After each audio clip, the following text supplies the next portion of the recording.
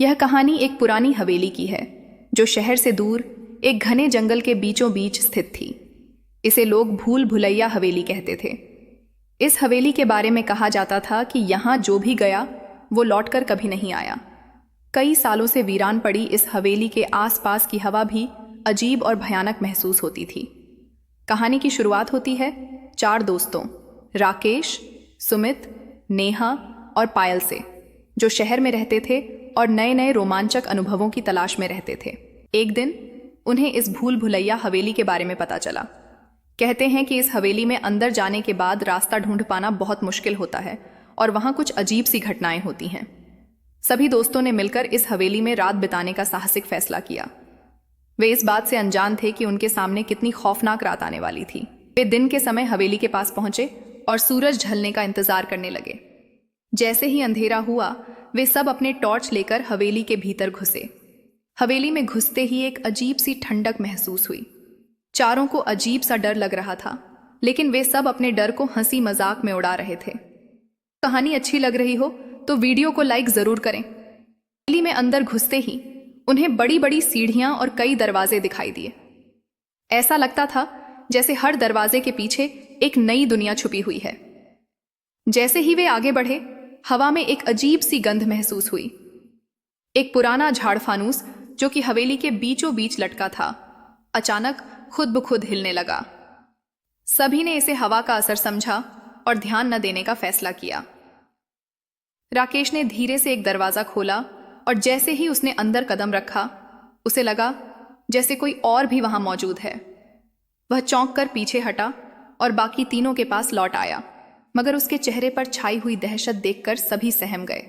नेहा ने हिम्मत करके पूछा, क्या हुआ राकेश? उसने घबराई हुई आवाज में बताया, मुझे लगा जैसे किसी ने मेरा कंधा छुआ।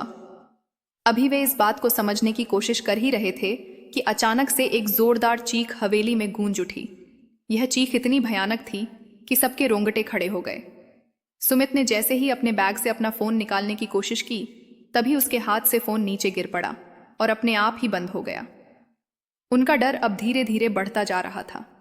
हवेली का हर दरवाजा एक भूल भुलैया की तरह खुलता और उन्हें एक नई और डरावनी जगह पर पहुंचा देता। हवेली की दीवारों पर लगे पुराने चित्रों में से कुछ लोगों के चेहरे धीरे धीरे विकृत हो रहे थे, मानो वे उन पर नजरें गड़ा रहे हों। थोड़ी देर बाद पायल ने देखा कि वहां एक बूढ़ी औरत की परछाई थी जो उन पर नजर रखे हुए थी। उस परछाई को देखकर वह चिल्लाई और बाकी सब उसकी तरफ दौड़ पड़े। जब सभी ने उस दिशा में देखा तो पाया कि वह परछाई धीरे धीरे आगे बढ़ रही थी। पायल के चेहरे पर डर साफ झलक रहा था। उसने किसी तरह से खुद को संभालते हुए कहा, निकलते हैं। उन्होंने तुरंत वहां से बाहर निकलने का फैसला किया, लेकिन जैसे ही वे लौटने लगे उन्हें एहसास हुआ कि दरवाजे खुद ब खुद बंद हो चुके थे। अब वे हवेली के अंदर फंस गए थे।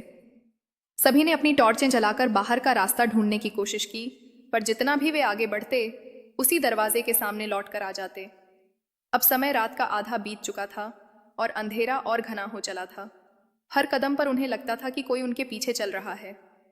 अचानक हवेली के गलियारों में किसी के सिसकने की आवाज आने लगी। यह आवाज एक छोटी बच्ची की थी। नेहा ने डरते हुए कहा, यह क्या आवाज है? कहीं ये वही प्रेतात्मा तो नहीं जिसकी बातें गांव वाले कर रहे थे?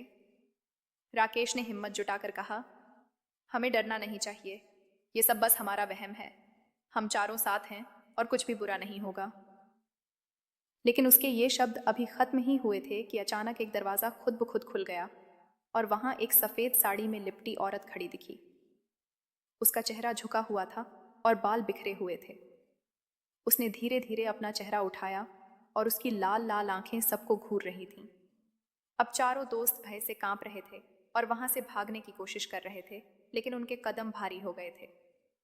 उस औरत ने एक अजीब सी आवाज में कहा, क्यों आए हो तुम लोग? यह हवेली अब तुम्हारी कब्रगाह बनेगी। फिर वह धीरे धीरे उनके पास बढ़ने लगी। सभी ने पूरी ताकत से भागने की कोशिश की, लेकिन हवेली की भूल भुलैया के कारण वे बार बार उसी जगह लौट आते। तभी राकेश ने देखा कि हवेली के एक कोने में एक छोटी सी खिड़की थी जिससे बाहर का रास्ता दिख रहा था। उसने दोस्तों को उस दिशा में भागने के लिए कहा। किसी तरह वे खिड़की के पास पहुंचे और एक एक कर बाहर कूदने लगे। हवेली से बाहर निकलने के बाद वे तेजी से दौड़ते हुए जंगल से बाहर निकले और शहर लौट आए। उस दिन के बाद चारों ने यह तय कर लिया कि कभी भी किसी ऐसी भूतिया जगह पर कदम नहीं रखेंगे। भूल भुलैया हवेली की यह रात उनके जीवन का सबसे भयानक अनुभव बन गई। आज भी वे जब उस रात को याद करते हैं तो सिहर उठते हैं। उस दिन के बाद वे सभी लोग समझ गए थे कि हर जगह रोमांच नहीं तलाशनी चाहिए, खासकर तब जब उस जगह की कहानी में मौत और डर का साया मंडराता हो। दोस्तों, आपको हमारी कहानी कैसी लगी कमेंट बॉक्स में ज़रूर बताएं। ऐसी ही और मज़ेदार कहानियों के लिए हमारे चैनल को सब्सक्राइब करें और बेल आइकन को प्रेस करें।